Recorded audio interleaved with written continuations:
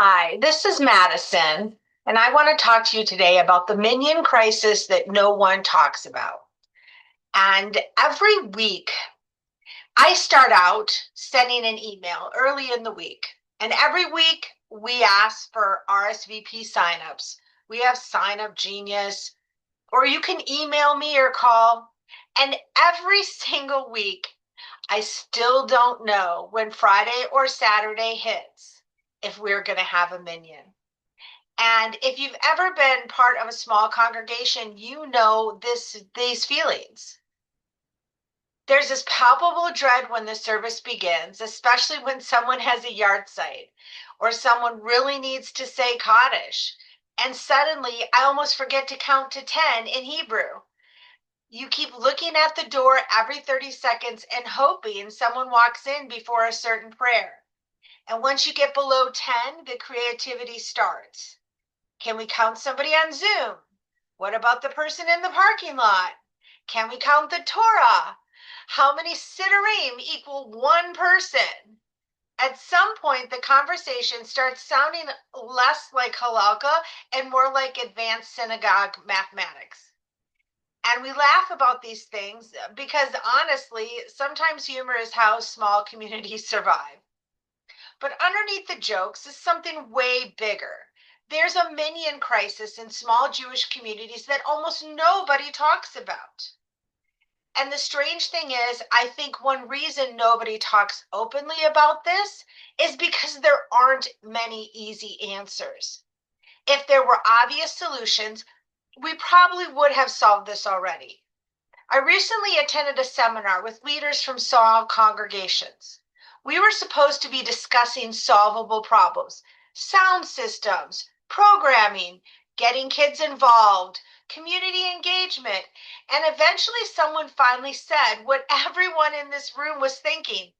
This is ridiculous. We don't need another conversation about programming. We need more people. And that moment really stayed with me because small congregations are often starting from a completely different place. In larger congregations, they might struggle seasonally, summer weekends, holiday weekends, bad weather, maybe attendance dips for a little while. But usually somebody walks in before the Torah service starts. Usually somebody arrives before Kaddish. The system bends, but it never breaks. But in small congregations, we live much closer to that edge all the time. One family moving away changes everything. One volunteer getting burnt out changes everything. One person getting sick changes everything. And frankly, I've had situations where one person going to the bathroom at the wrong time literally changed everything. And that creates a completely different kind of communal pressure.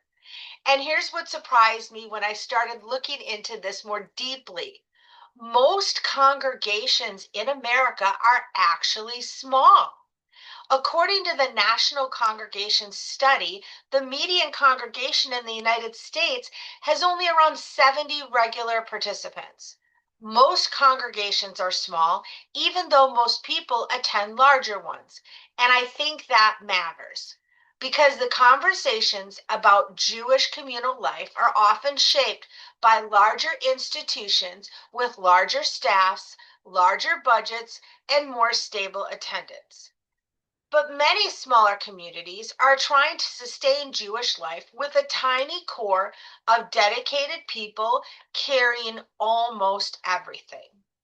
And every additional program doesn't just create more work. It often requires the same group of people to show up again and again and again.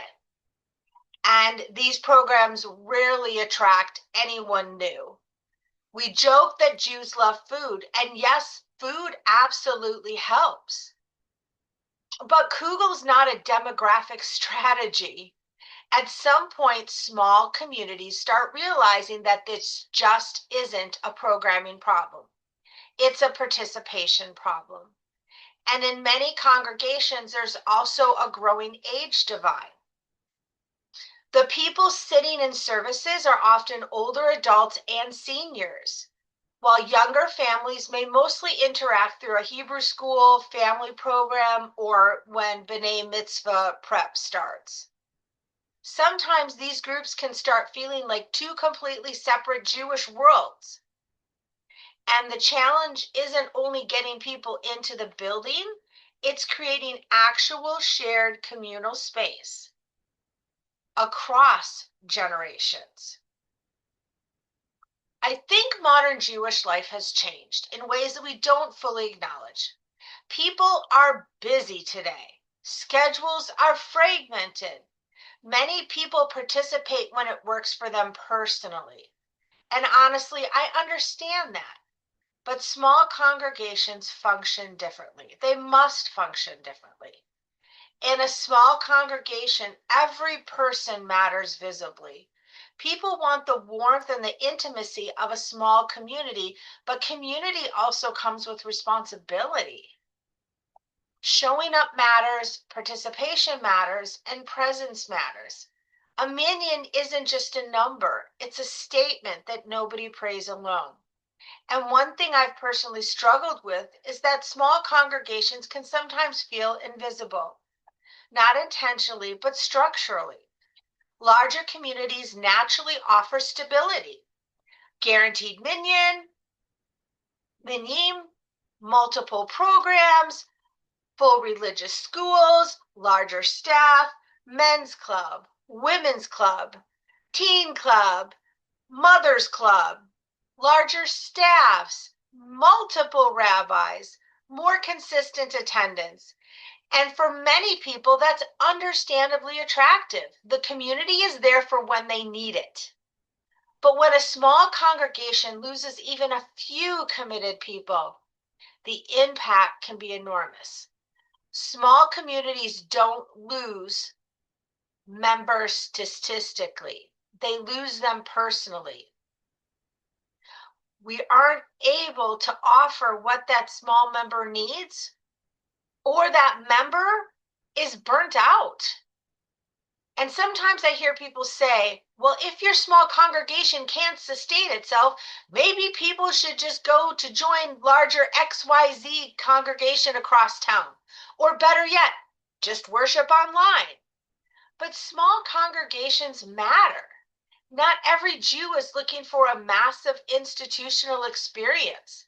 Sometimes small congregations are launching points for someone who is re-engaging in their Jewish life or starting a Jewish life. Some people need something smaller, more personal, more local. Small congregations serve isolated Jews. They preserve Jewish life in places also where it might otherwise disappear.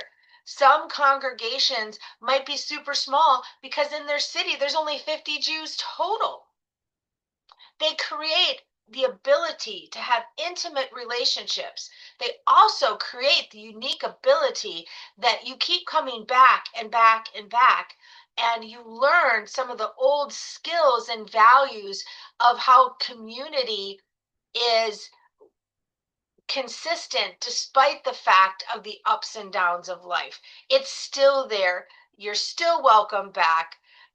Despite agreements or disagreements, the community still remains. Those relationships are built and they become strong around this community.